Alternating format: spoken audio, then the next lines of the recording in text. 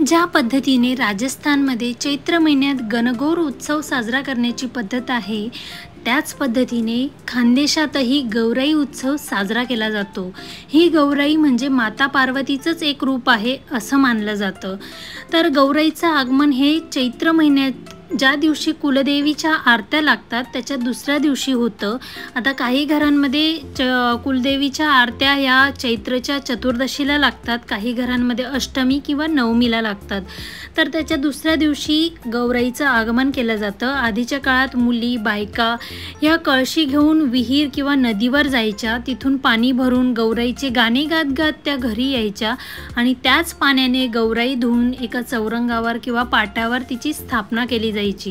पण आता ते सगळं शक्य नाही आहे, म्हणून आपल्या घरात जे काही पाणी असेल त्याने गौराई धुवून तिची एका चौरंगावर पाटावर स्थापना केली जाते। ही गौराई म्हणजे माहेरवाशी नसते आणि माहेरी आराम करायला ती आलेली असते असं मानलं जातं।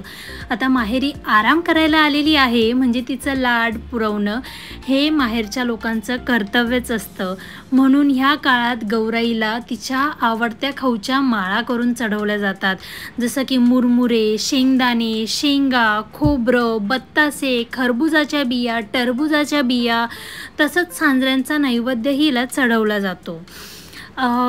गौराई ही माहेरवाशिनीचं रूप असतं, म्हणून कुठल्याही माहेरवाशिनीलाही गौराई संबोधण्याची प्रथा अजूनही खानदेशात आहे। जसं की गौराई येऊन बसली आहे माहेरी, गौराई भटकते माहेरात, असंही गमतीने बायका म्हणतात माहेरवाशिनीला अजूनही। आणि ही गौराई कुलदेवीच्या आरत्या लागल्यापासून दुसऱ्या दिवसापासून ते अक्षय तृतीयेपर्यंत विराजमान असते माहेरी।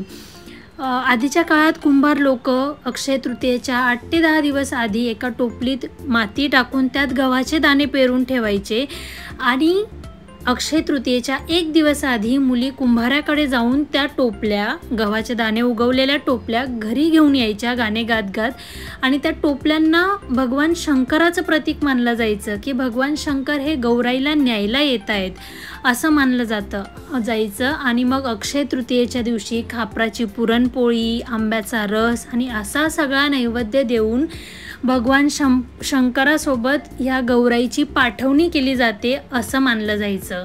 विसर्जन वगैरे असं मी म्हणणार नाही, पण त्या गौराईला धुवून पुन्हा पॅक करून ठेवलं जातं आणि मग पुढच्या गौराई उत्सवाला परत तिला काढलं जातं। आजकाल गौराई उत्सव साजरा करण्याचं प्रमाण हे खूप कमी झालेलं आहे, पण अजूनही खेड्यापाड्यात मोठ्या उत्साहाने हा उत्सव साजरा केला जातो।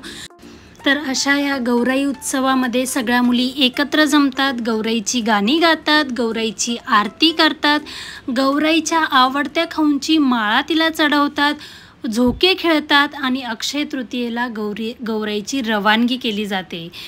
तर तुम्हालाही याआधी या गौराई उत्सवाबद्दल माहिती होतं का ते मला कमेंट करून नक्की कळवा, आणि व्हिडिओ आवडले असल्यास लाईक, शेअर आणि सबस्क्राईब नक्की करा।